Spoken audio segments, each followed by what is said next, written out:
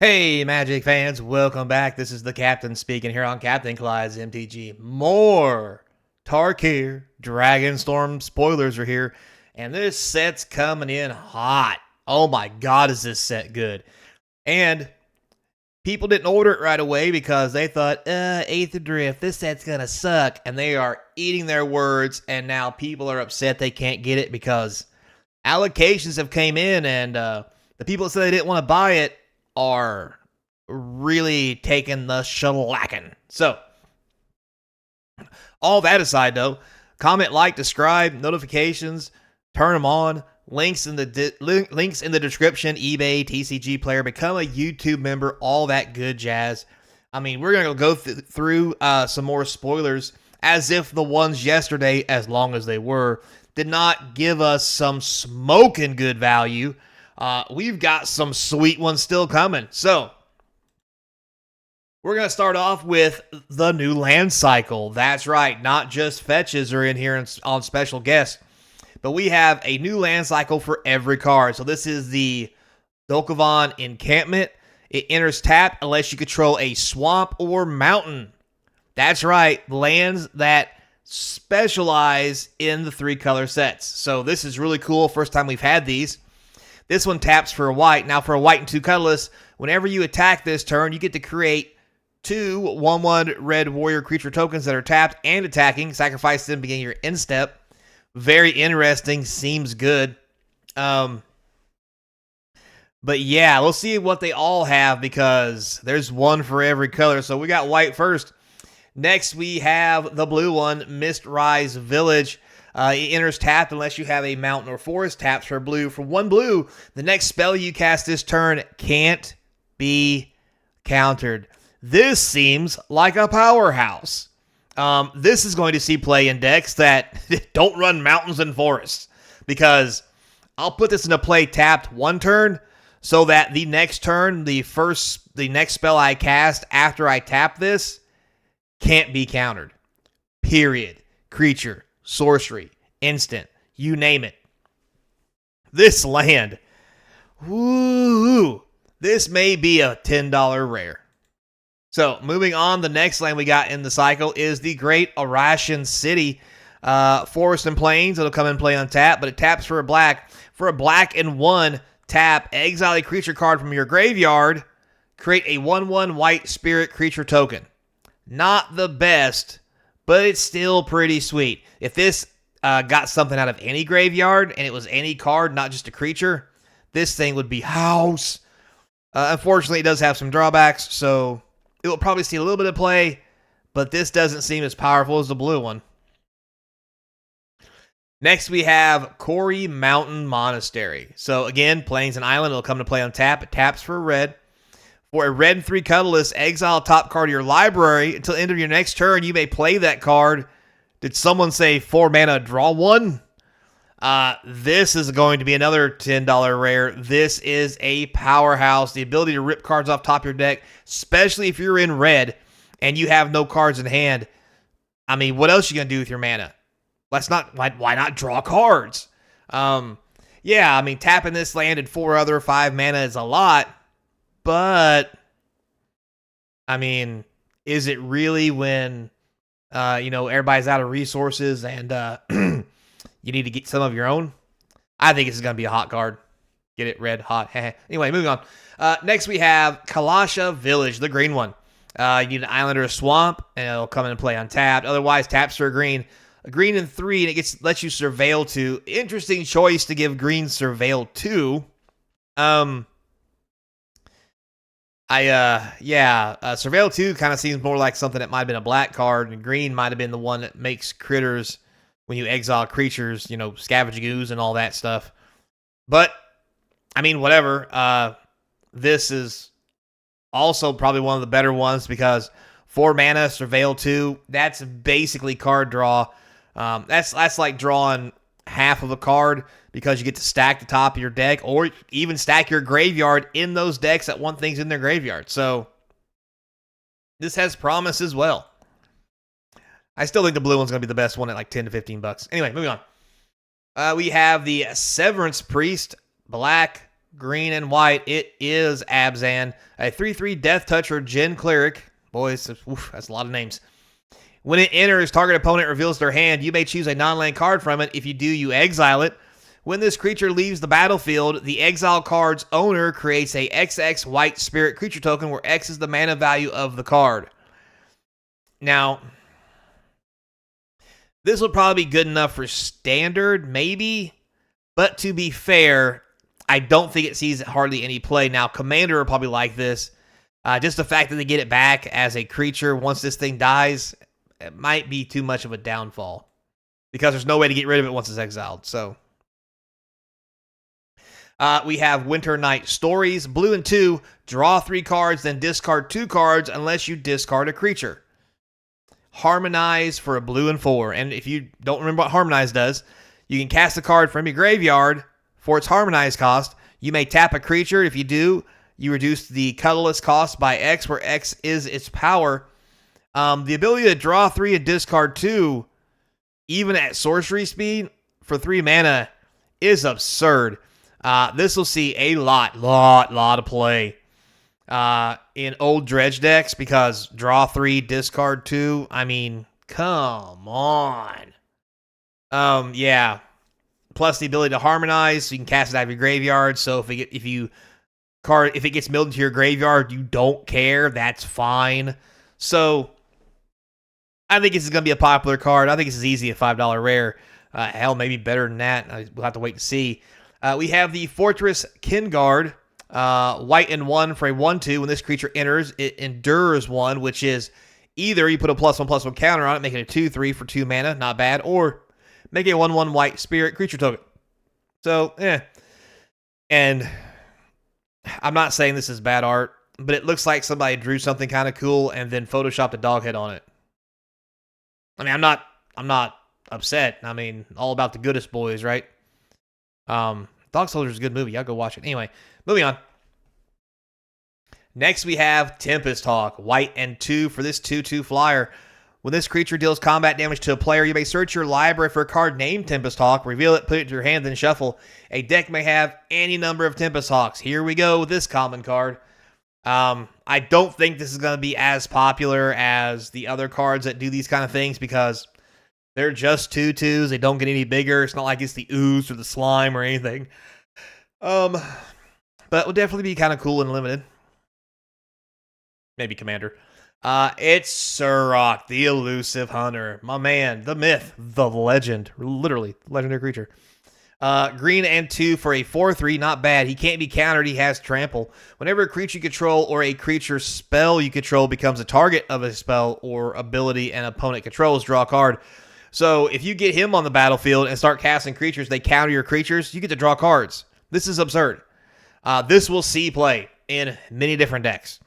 The older decks, maybe not so much, but Commander, Standard, Limited, maybe Pioneer, like just the ability to draw cards when someone tries to deal with this or any other creature you have is just insane. And for 3 mana, it's a 4/3 beater too. So like, yeah. Next, we have Sarkhan's Resolve. Green and 1. Get to choose one at instant speed, +3/+3, or destroy a creature with flying. New take on Giant Growth. I think I like it. I don't know if it's good enough to see standard play, but it might, depending on how many flying creatures are being played in the format. I.e., with the Dragon set coming out, probably a lot. But this will definitely be an all-star in Limited because, I mean, if you can't destroy a creature with flying, you just make your shit bigger and kill your opponent. Or the creature they block with that doesn't fly. So, yeah, seems like a good card. Next, we have Awaken the Honored Dead. Blue, green, and black saga. 1, destroy target non-land permanent. That's already got me sold. That's amazing. Next, 2, you mill 3 cards. I mean, sure, why not? And then on 3, you may discard a card. When you do, return target creature or land card from the graveyard to your hand. Slices, it dices, it makes julienne fries. This thing seems way too good. Kills anything and then lets you pick the best thing out of your graveyard to put back in your hand. Because, you know, stuff. Yeah, it seems like this will be a good $5 to $10 rare.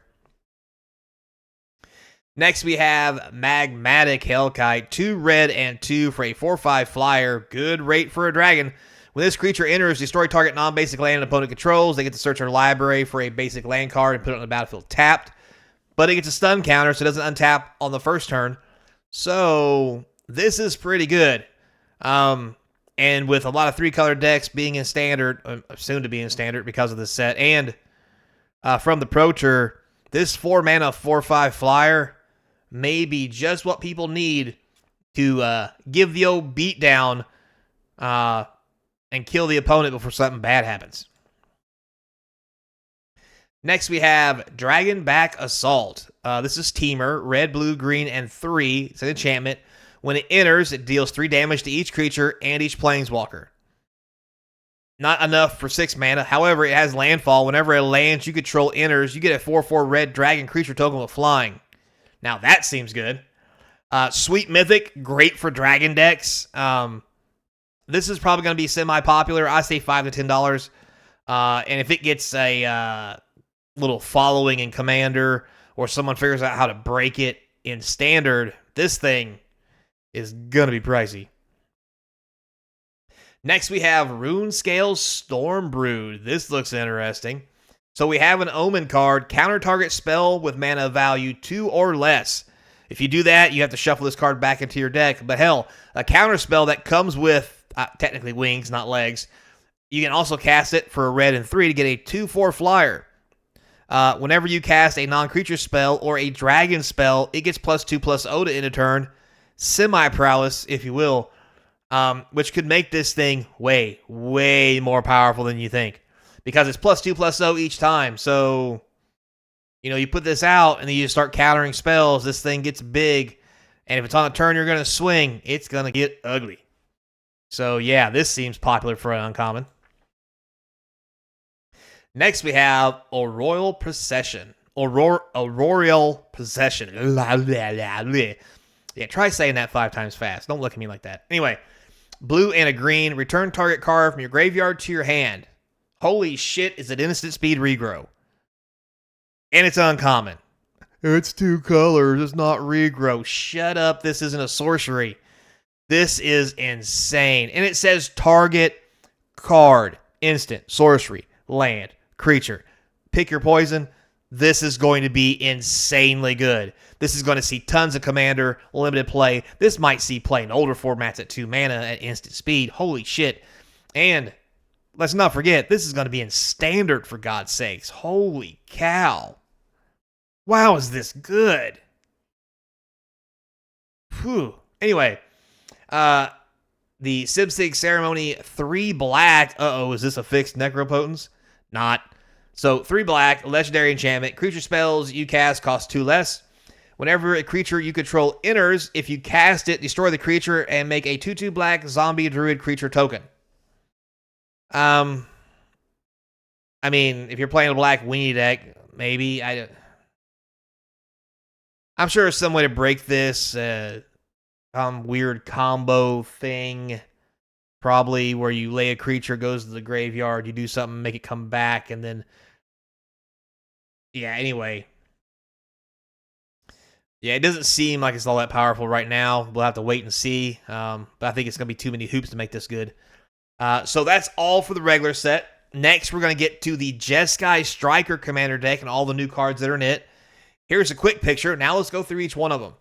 So we're going to start with Aligned Heart. White and 2 enchantment. It has Flurry. Whenever you cast your second spell each turn, put a rally counter on this enchantment, then create a 1/1 white monk creature token with prowess for each rally counter. This is a reverse... This is a reverse Rhystic Study, where it's like, hey, don't worry about paying the 1. I'm just going to make lots of dudes with prowess and make your life suck. This is huge. Thank God it's in Commander, because if not, I'd be playing 4 of these in a white deck and just going ham. This thing's good. Next, we have Tempest Technique, white and 3 with Storm. Oh, God, Storm's back. Jesus. Anyway, it's an aura. For those of you who don't know what Storm is, when you cast a spell, you get a copy of it for every spell cast before it. Enchant creature you control. Enchanting creature gets +1/+1 for each enchantment you control. Jesus Christ. This is going to be a $20-$30 card. This is insane. I mean, I know it's 4 mana, but still, like, oh my god, this is... Oh boy. I mean, the enchantment decks are already out there in Commander, and this is going into every one of them. Everyone. Next, we have Adaptive Training Post. Blue and 2, whenever you cast instant sorcery spell, if this artifact has fewer than 3 charge counters on it, put a charge counter on it. Okay?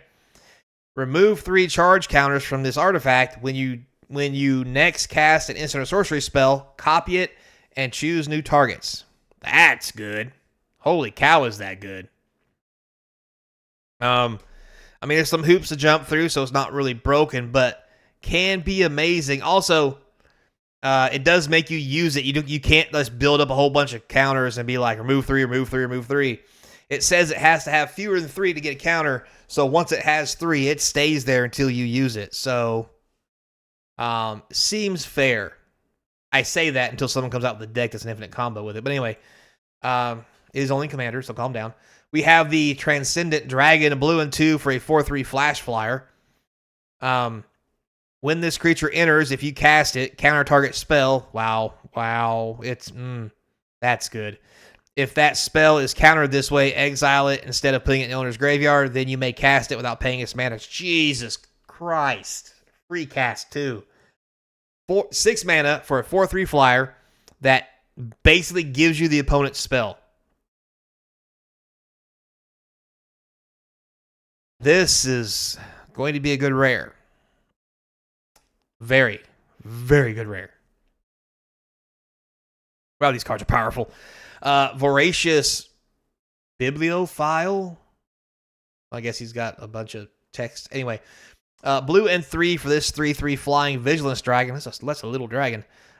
Whenever you cast a spell with 1 or more targets, draw that many cards. Holy shit. Yeah, Magic Missile is about to get really good. I'm going to do 1 damage to everything. Draw 3. Yeah. I mean, hell, you just target something, you get to draw at least 1 card. So, like, this is a rare, really, for 4? That seems a bit suspicious, a little sus, if you will. Anyway, moving on. Caldera Pyremaw, 2 red and 3 for this 3/3 flyer. Whenever you cast an instant or sorcery spell, put a +1/+1 counter on this creature. Then this creature deals damage equal to its power to target opponent. Oh, that's fine. Yeah. Ugh. I'm going to bolt you, put a counter on this, and then I'm going to do 4 damage to you.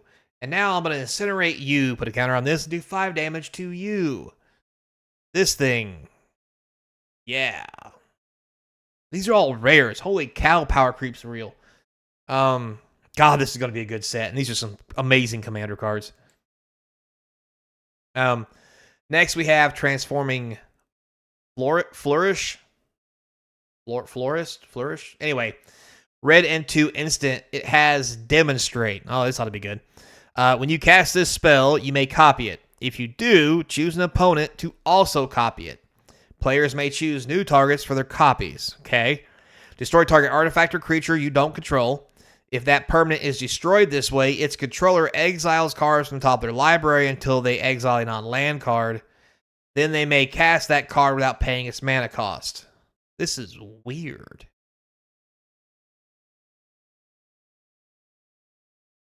I mean, it's instant removal spell. It doesn't seem good. It seems like there's too much drawbacks, but maybe I'm missing something. Tell me in the comments section. After all the stuff we've seen with all the other drags and everything, that seems a little lackluster at best. Just putting that out there. Next, we have the Will of the Jeskai. Look at all those cool dudes hanging out. Damn sausage party. Anyhow, red and 3 sorcery. Choose one. If you control a commander, as you cast this spell, you may choose both. Oh, here we go. Each player may discard their hand and draw 5 cards. That's amazing already. Each instant and sorcery card in your graveyard gains flashback until the end of turn. The flashback cost is equal to the mana cost. That is not as good as I thought, but it is better. I mean, it's basically, there's a red card that already does that. It has flashback for, I think, maybe 1 cheaper. But this one gives you an option to draw 5 as well. So, like, I can see this being good. I don't think it's going to be that overpowered, but anything is possible because we've seen shenanigans, and I smell them afoot in this card. I'm just going to say it. So, with all that being said and done, that's all we got for today. So, special shout out to Sawyer for being a sweet patron. Until next time, be kind, and as always, I hope to see you across from the game table. Man, anybody who didn't order a whole bunch of this before allocation is just going to hate themselves. I mean, hell, the collector boxes are almost $300 already. Jesus Christ. Oh, it's going to be a bad set. I'll prove you wrong.